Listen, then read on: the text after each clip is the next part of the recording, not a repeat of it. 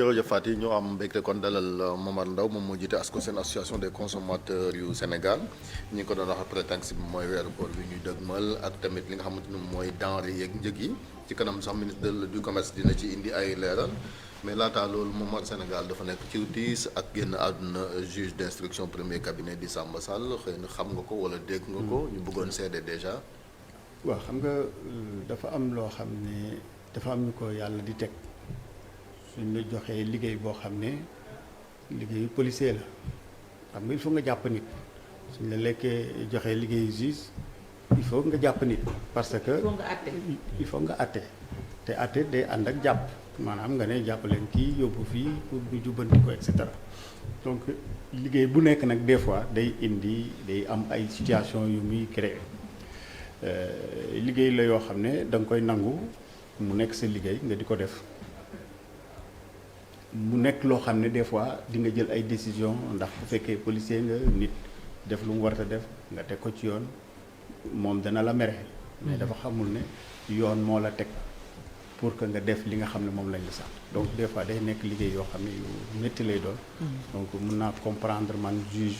nekk ci ay situation yoo xam ne daf koy leer ne li muy def dina am ñu métti waaye tubaab day wax dura lex sed lex maanaam la loi est dure mais c'est la loi donc yooyu day nekk ay liggéey yu métti mi ngi mel ni pompier bi am kur guy taak mu war a dugg ci biir kër gi di risquer vie am pour génnee keneen parce que engagement boobu la jël ci liggéeyam donc loolu moo tax bu ku mel ni juge gaañoo yooyu yëpp day ñëw si war a ñëw ci xel nit ñi comprendre ne kenn ku nekk la nga xam ne moom nga jël comme engagement des fois di nga koy def mu indi ay njeexital yu xaw a métti ci mbir mi donc vraiment ñu ngi koy massaw di ñaawlu nag ay wax yi ñaaw yi ñuy wax jëmale ko ci moom loolu moom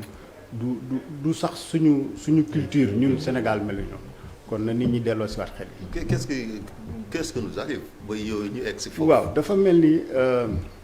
xam nga nag ñun ñëpp dañoo nekk responsable ndax dañoo yoruloon gune yi ñu nekk mag wanuñ leen dara lu tere xam nga dafa am benn borom xam-xam bu wax mu ne boo yoree sa xale bu ndaw muy saaga ngay reetaan day jàpp ne saaga moo normal te bari na léegi li ngay gis nit ñi dañuy vidéo sax seen doom yi ñuy saaga ñi ciy reetaan di kontaan di rafetaay te xamuñ ne yooyu yëpp dafa nekk loo xam ne luy jur loo xam ne suba day indi jafe-jafe kon jàpp naa ne tey jii beneen mbir mi ci nekk mooy ñun dañoo xëy rek yore téléphone foog ne ñi ngi nekk suñ biir kër kenn gisuñu mais xamuñ ne ñi ngi ci biir penc mi def yaramu ne ñëpp duñu gis te xamuñ ne ñu ngi ñuy gis ndax téléphone fi mu ne nii ni mu fi mu toll ni mu jox ko nga jël sa benn photo rek nga xool ko rek nga teg ko rek dugal ko ci WhatsApp walla beneen système rek àdduna bi yëpp dina ci jotandoo ci saa si donc léegi sutura bi ñu daan am lu njëkk lu ñeenti sutura et cetera loolu mosul a nekk loo xam ne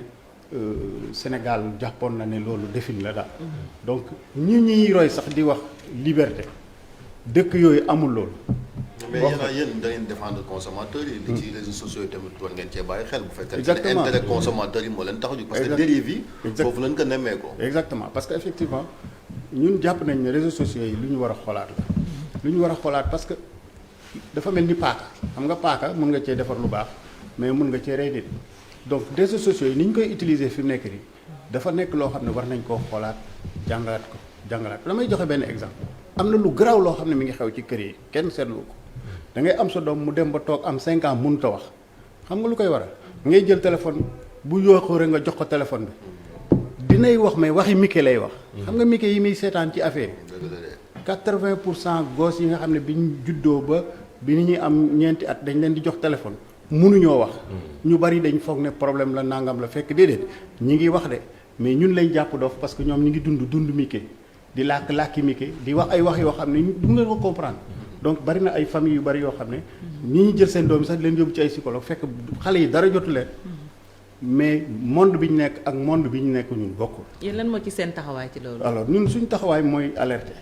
wan nit ñi ne leen attention parce que ñu bari tey jii seetluwuñ ne la ñuy jox téléphone xale yi moo andi loolu ñu bari seetluwuñ ne ni ñuy utiliser réseaux sociaux damay joxe benn exemple en permanence képp koo xam ne. am nga doom wala rakk yoo xam ne mu ngi toll ci diggante à partir de 6 ans jëm kooku ba 20 ans tout le temps ñu ngi ci seen téléphone tout le temps ñu ngi seen téléphone tout le temps ñu ngi seen téléphone donc li ñuy gis ci téléphone bi la ñu jàpp ne mooy dëgg te téléphone suba midi ngoon dafay am désinformation day am yu bari yoo xam ne ñoom niveau de discernement bi nga xam ne moom lay affaire bi laaj pour ñu mun koo utiliser de manière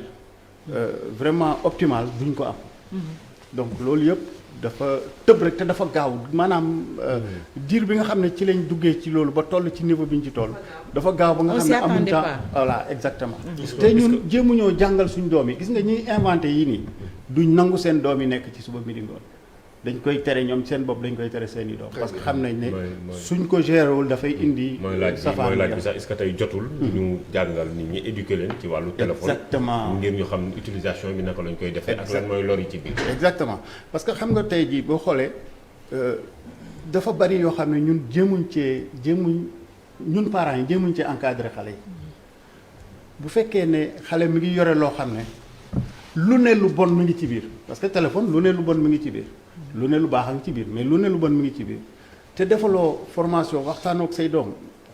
ci li nga xam ne moom mooy danger yi nekk ci biir loolu du moytu ci dara te lépp lu mu gis ci biir day jàpp ne loolu mooy loo xam ne lu ne la donc vraiment ni nga xamee ne état jël na programme ne damay def dimbale jeunes yi war na jël programme pour ñu fexe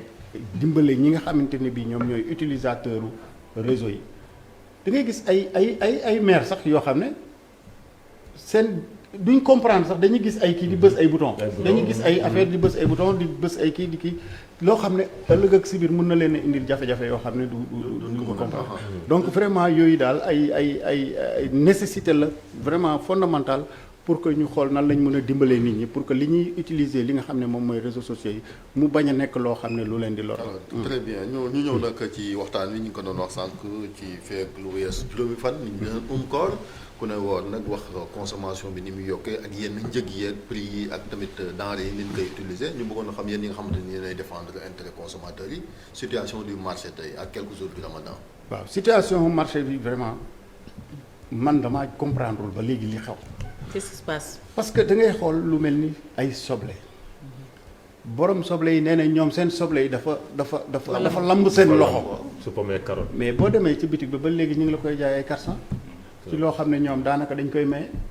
waaw ça veut dire que kon am na koo xam ne mi ngi reyaate kii reyaate mooy kii ci digg bi ki nga xam ne li mu koy jëndee presque ci bord champ bi presque du dara parce que ñële mënatuñoo denc seen soble yi et cetera mais. bu fekkee kooku dañ koo seetaan muy fexe ba tax prix bi di nekk à niveau kon y a un problème moo tax ministère du commerce warul nekk di théorie dafa war a wax ne prix bi bord champ bi lii la prix consommateur bi ku dépassé lii ñu dal sa kaw comme neex na jaay lu gën a yomb waaye loolu la ñuy wax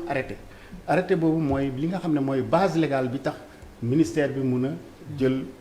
dogal mais bu fekkee dafa arrêté li nga xam ne moom moo ciy nekk mooy ku jaay 400 wala 500 wala 600 mënoo ci dara parce que waxoo prix bi ñaata la. kon loolu bokk na ci li nga xam ne mooy jafe-jafe beneen jafe-jafe bi mooy aussi même bu fekkee ni ñun dañuy wax ne ne njëg yi yomb war nañ fexe ba baykat bi tamit au moins li muy liggéey mu mun cee kii mun daa maanaam mu mun cee suturlu boppam loolu bokk na ci li nga xam ne d'ailleurs ci li Souleymane doon wax sànq sur le plan économique ni ñu war a jëmalee kanam mbir yi mooy ñoom war nañ leen a dimbale pour que ñu mun a am fu ñuy denc soble yi maanaam ay lieu de conservation de stockage ak itam foo xam ne dinañ mun a xaar parce que je donne un exemple soble yi nga xam ne mooy soble bi réew mi li tax ñu bari duñ koy jënd boo koy togg day seey parce que duñ ko bàyyi mu wow bi nga xamante ne bi mooy tax mu mun a mel ni comme soble bi ñu importé léegi mais pour nga bàyyi ko mu wow day fekk yow amul loola xooj sur le plan économique nga ne bon il faut gaaw ma jaay nii parce que nangam dañuy jaay pour dund voilà da ngay jaay voilà beneen bi aussi mooy bu fekkee ne soo ko dencee mu yàqu wala amoo foo ko denc aussi donc il faut que mu am accompagnement boo xam ne peut-être dans le cadre du nouveau programme bi ñuy wax ni ñu équiper ay coopératives yoo xam ne dinañ mën a am des espaces de stockage yoo xam ne ça va permettre que ñoom au lieu que ñu gaaw di jaay mbir mi ñu di ko bàyyi mu wow améliorer qualité bi pour que prix bi gën a baax aussi ça aussi c'est très important mais beneen bi mooy gis nga diwlin bi dafa am y a des problèmes parce que liñ koy importer bitim réew prix yi changé na mais bu prix changé lu mel noonu état dafa war a taxaw si diggante bi ne man kat am na loo xam ne doon naa ko ci teg wala loo xam ne nii la wala demee man ma bàyyi lii su ko defee ñu yegsi ci prix boo xam ne toujours dañ koy maîtriser. parce que maîtriser inflation c'est très important ndax situation 1 an de Covid lañ dund 1 an yoo xam ne ñu ci bari seen liggéey dafa taggatémbe kon mënuñ génnee ci Covid war a dugg si ci li nga xam ne moom mooy nu mu tudd koor ak ñoom seen ay ba tabaski ñuy seetaan prix yi loolu moo tax ministère du commerce dafa war a rapidement jël ay dispositions ministère de l'économie et des finances accompagner ko ñu xool nan lañ mën a def pour que li nga xam ne moom mooy les éléments fiscaux yi ñu la gérer est-ce que état apte dina ay subventions comme mi ngi am problème pour financer sa emploi ak yooyu. non loolu yëpp ci fonctionnement la xam nga budget bi ay 3900 milliards n'est-ce pas donc dañuy organiser wu en conséquence parce que soo yokkee appauvrissement li muy indi day def ay effet boule de neige xam nga tey ji boo créer ay emploi boo créer benn emploi kooku noonu revenu bi muy am dina am leneen lu muy jënd mu créer beneen ubbeeku donc dafay nekk travail à la chaîne damay joxe benn exemple tey rek bokk na ci solution yoo xam ne suñ ko defoon tey jafe-jafe yi wàññeeku li ñuy wax la commande publique maanaam li état di jënd 3900 milliards la état yore justement pour dépense Momar doguma la foofu laa doon jëm sax ndax sànq bi ngay wax système intermédiaire bi bokk na ci lu sonal commerce bi te gis nañ ko ci gerte gi tey jii ba ci ñi nga xam te ñoom ñooy bay muy ci bord champ bi prix yi jënd ko ci lu yomb moo xam kilo juróomi dërëm ci marché bi changé wul est-ce que tey du système boobu la ñu war a xool li nga xam ni état ci boppam ñu xool naka la mën a moom di dem di teg li nga xam te ni moom la ak consommateur waaw xam nga de gars yi dañoo bu njëkk état daf daan jaay moom ci boppam sax mais gars yi gis ne toujours dañ ciy dugal ay loo ci bokkut looloo taxoon ñu ne léegi na état bàyyi privé yi dem mais privé yi da nga leen di encadrer loolu la ñuy wax régulation am na benn autorité de régulation bu tudd ARM autorité agence de régulation des marchés mais ñoom dañuy wax rek prix producteur bi lii la war a jaayee après seetaan or boo waxee producteur bi lii la war a jaayee da ngay wax ki ci des soo ci dugalee li muy transporter soo ci dugalee li mu ci war a am ñaata la war a jaay consommateur bi waaye boo waxee kii lii rek la war a jëndee waaye lu ko neex jaayee kon y a un problème te voilà la situation si kii yu bari looloo ci nekk prenons le cas du ciment da ngay gis ay prix yoo xam ne teguwul fenn parce que ciment bu demee bay jar ay 80 000 te prix ciment tonne on a ay ciment bi gën a yomb 57 000 la am na ñeneen ñoo comprendre nga donc ça veut dire que tey ji problème am na donc loolu yëpp nag la ñu war a anticiper ko mooy nga ne bon prix bi lii la ex usine lii la commerçant bi di jaayee lii di jaay grossiste bi la war a jaayee détaillant bi. suukar ak ñoom tàndarma ak ñoom seen ñoom. waaw alors suukar moom amuloon jafe-jafe particulièrement parce que actuellement même bu njëkk xam nga commerçant yi dañ daan dem ba Saint-Louis pour jënd. léegi ñi ngi jënd fii nii ci Dakar. donc loolu bokk na si loo xam ne day tax nit ñi am possibilité. wàññi coût yi nga xamante ne bu njëkk dañ daan dawal seen camion ba fa sori mais li ci nekk rek mooy luñ si tëral rek na am suivi mais da dul am suivi tey jii suukar prix bi nga xam ne mooy prix officiel sucre cristallisé maanaam bu mokk bi boobu mi ngi 575. mais boo demee ci boutique ay 600 lañ la koy jaay. 600 oui. comprendre donc ça veut dire que y a un problème mënoo fixer prix ba pare ngay seetaan gars yi ñu koy jaayee loo xam ne c'est pas normal. nan dërëm jaaruma ko fukki dërëm jaaruma ko en fait. exactement donc loolu mooy jafe-jafe bi su amee suivi am contrôle ñun am na benn moment sax on avait proposé que ñu am ce qu'on appelle ay volontaires de la consommation maanaam ay jeunes yoo xam ne création d'emploi ñoom ñooy assister ñi nga xam ne ñooy agent contrôle économique ils ont à peu près 200 et quelques agents de par le territoire national ay millions de personnes 250 personnes war a gérer loolu mënu nekk donc ñun lu ñu proposé woon mooy ñooñu nekk ay auxiliaires comme ni ñu jëlee les ASP exactement ASP yi nga xam ne bu nekkee ko am na koo xam ne ci quartier bi li muy jaay normalul ñoom ñu signaler ko donc au niveau de la direction bu ko defee ñooñu ñëw verbaliser mais bés léegi ba démb ba tey loolu waxatuñ ci sax. yow amoon nga ne bu doxoon sa diggante ak Assome Diatta. waaw non parce que en fait man mënuma comprendre. yow lii nga xam ne moom ngay liggéey.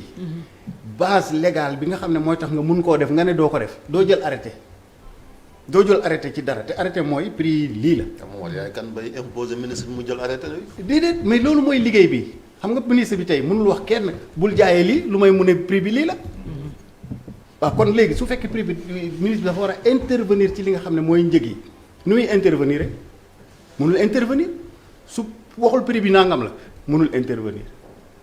te war na intervenir. parce que bu seetaanee prix yi day yéeg. parce que li ñuy wax mooy dañuy seetaan l'offre et la demande actuellement demande bi offre oignon dafa wàcc. mais prix bi wàccul en conséquence. kon kay fi mu nekk nii pour moom mu mun a def dara il faut mu ne prix bi nangam la. loolu mooy arrêté. jërëjëf. ñu dem seetaani allo présidence bu ñëwee def lu ñaar nañ dem seetaani allo présidence.